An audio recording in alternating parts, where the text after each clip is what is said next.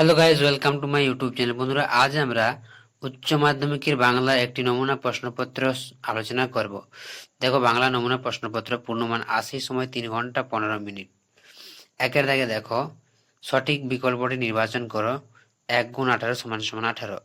মেজো আর ছোটর জন্য 12 মাস যে চাল রান্না হয় তা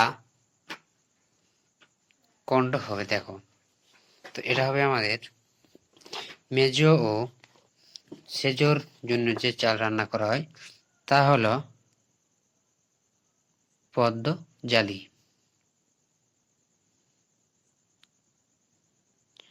তাহলে এটা হলো একের দাগে আমাদের পদ্ম জালি।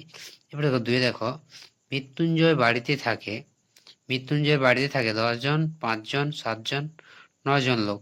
তো এটা হবে আমাদের 9 জন লোক। যথেষ্ট রিলিফ ওয়ার্কস না হওয়ার কারণ টাকার অভাব, লোকের অভাব, সদিচ্ছার অভাব না পরিকল্পনার অভাব। তো এটা হবে আমাদের অপশন ক, টাকার অভাব। চারিদিকে বিজ্ঞানী জগৎচন্দ্র বসু রচিত গ্রন্থটি হলো, এটা হবে অব্যক্ত।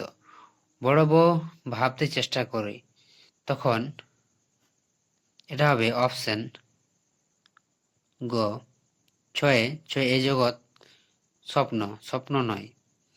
সাথে দেখো, দেহ চাই, গাছ, গাছ, সবুজ গাছ, উদীয়মান সূর্য, সবুজ বাগান। এটা হবে সবুজ বাগান।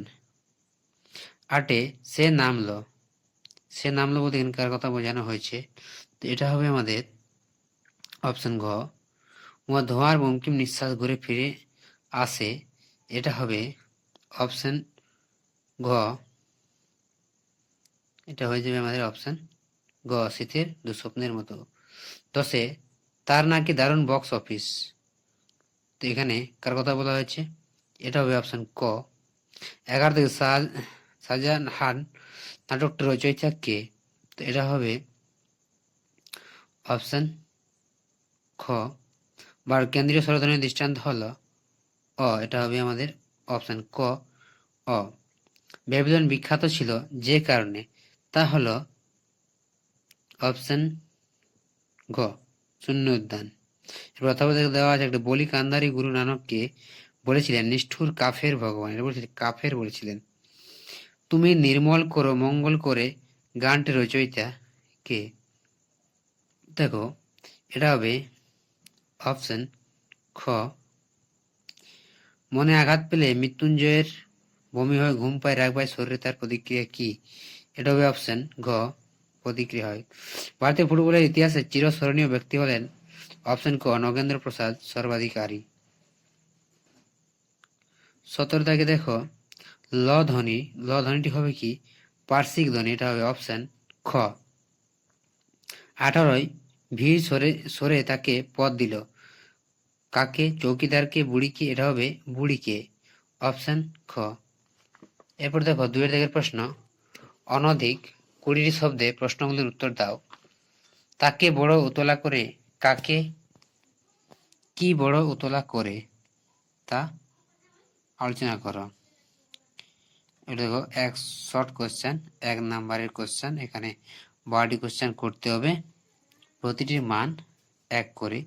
এরপর দেখো, 2 দেওয়া আছে, পোষে বাদলা সম্পর্কে গ্রামের ডাক পুরুষের পুরনো বচনে কি বলা আছে?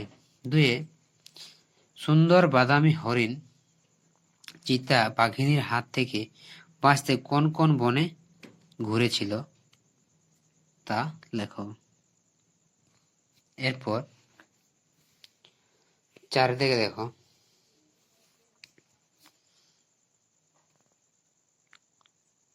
4 দাগের প্রশ্নে কি বলা আছে?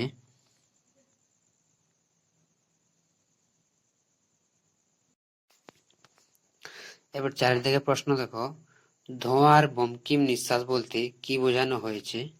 5, বহুদিন জঙ্গলে যায়নি, জঙ্গলে না যাওয়ার ফলে কি হয়েছে?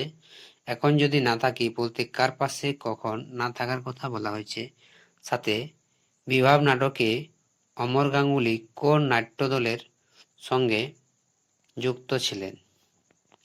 অথবা তাতে বয়সটা ঠিক বোঝা যায় না, কার বয়স কেন বোঝা যায় না, তা আলোচনা করো।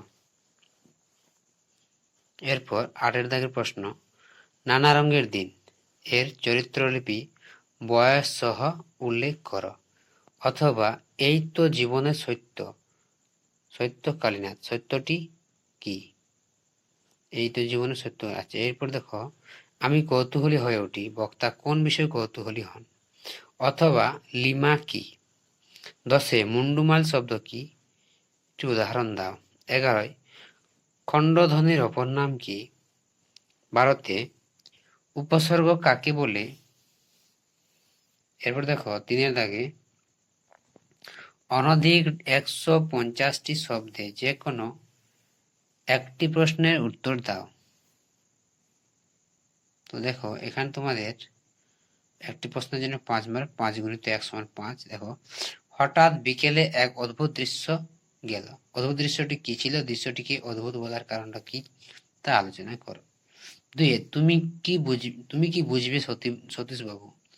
সতীশ বাবু কে? সতীশ বাবু সম্পর্কে কোন প্রসঙ্গে কেন কথা বলা হয়েছে তা তুমি নিজের ভাষায় লিখো। 4 দিকে দেখো, অনধিক 150 শব্দে যে কোনো একটি প্রশ্নের উত্তর দাও। দেখো 4 সে কখনো করে না বঞ্চনা, কে কখনো বঞ্চনা করে না? কবি কিভাবে এই ভাবনায় উপনীত হয়েছেন?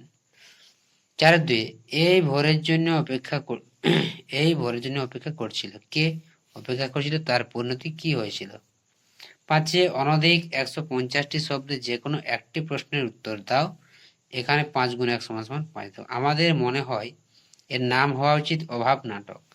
অভাব চিত্র বিভাব নাটকে কিভাবে প্রকাশ পেয়েছে তা নিজের ভাষায় লেখো। এরপর 2 দাগে, শিল্পকে যে মানুষ ভালোবেসেছে তার বার্ধক্য নেই কালীনাথ। নানা রঙের দিন নাটক অবলম্বনে মন্তব্যটির তাৎপর্য বিশ্লেষণ করো। এবার 6 দাগের প্রশ্ন দেখো, অনধিক 150টি শব্দে যে কোনো একটি প্রশ্নের উত্তর দাও। 5 গুণ 1 সমান 5। 6-1 ঠিক হলো, ট্রেনটাকে থামানো হবে। কোন ট্রেনের কথা এখানে বলা হয়েছে? ট্রেনটি কিভাবে থামানো হয়েছিল? 6-2 বইয়ে লেখে রাজার নাম। রাজারা কি পাথর ঘাড়ে করে আনতো? কারা কেন পাথর ঘাড়ে করে এনেছিল তা আলোচনা করো। এরপর দেখো 7 দাগে, অনধিক 150টি শব্দে উত্তর দাও যে কোনো একটি। এখানে 5 গুণ 1 সমান 5। জেলখানাটা পাহাড়ের 3 তলা সমান একটা হাঁটুর ওপর। কোন জেলখানা? সেখানে সাধারণ কয়েদিদের ওপর কি রকমের অত্যাচার করা হতো তা নিজের ভাষায় লেখো। এরপর 7.2 এর প্রশ্ন দেখো,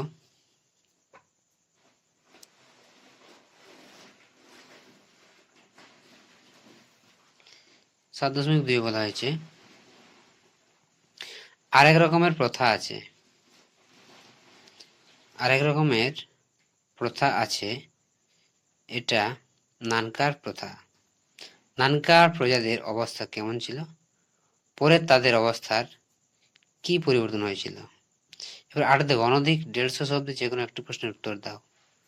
8-1 দেখো, গঠনগত দিক থেকে বাক্য কয় প্রকার? যে কোনো 2 ধরনের বাক্য সম্পর্কে আলোচনা করো। এখানে তোমাদের একটি প্রশ্নের উত্তর করতে হবে 5 নাম্বার। 2 দেখো, শব্দার্থ পরিবর্তনের ধারাগুলি সংক্ষেপে আলোচনা করো। 9 অনধিক 150 শব্দে যে কোনো 2টি প্রশ্নের উত্তর দাও। বাংলা চিত্রকলার ইতিহাসে রামকিঙ্কর বেজের অবদান আলোচনা করো, অথবা বাংলার বিজ্ঞান চর্চার ইতিহাসে জগদীশচন্দ্র বসুর অবদান আলোচনা করো। তারপর পরের প্রশ্ন দেখো কি দেওয়া আছে, বাংলার চলচ্চিত্রের ইতিহাসে মৃণাল সেনের অবদান আলোচনা করো। বা 4 দাগে, রামায়ণে বর্ণিত কাহিনী অনুসারে দাবা খেলা স্রষ্টা কে? এই খেলায় বাঙালির সাফল্যের সংক্ষিপ্ত পরিচয় দাও। 10 দেখো নিম্নলিখিত কম বেশি 400 শব্দ লেখো। দেখো প্রবন্ধ রচনা। নিম্নে প্রদত্ত মানস মানচিত্র অবলম্বনে একটি প্রবন্ধ রচনা করো। হ্যাঁ, একটি প্রবন্ধ রচনা করো যা 10 গুণ 1 সমান 10 নম্বর। এখানে বিষয় হচ্ছে ছাত্র জীবন। 10-2 প্রদত্ত অনুচ্ছেদটিকে প্রস্তাবনা বা ভূমিকা স্বরূপ গ্রহণ পরিণতিদানের মাধ্যমে পূর্ণাঙ্গ প্রবন্ধ রচনা করো। এর বিষয় হচ্ছে সংস্কৃত। 10.3 প্রতিপক্ষের যুক্তির অসারতা প্রমাণ করে সপক্ষে যুক্তি ক্রম বিন্যাস করে প্রবন্ধ রচনা করো। বিষয় পরীক্ষায় প্রাপ্ত নম্বর সাফল্যের একমাত্র মাপকাঠি নয়। 10.4 প্রদত্ত সূত্র রচনা করো জীবনানন্দ দাশ। তো বন্ধুরা, এই ছিল তোমাদের এইচএস এর বাংলা সাজেশন।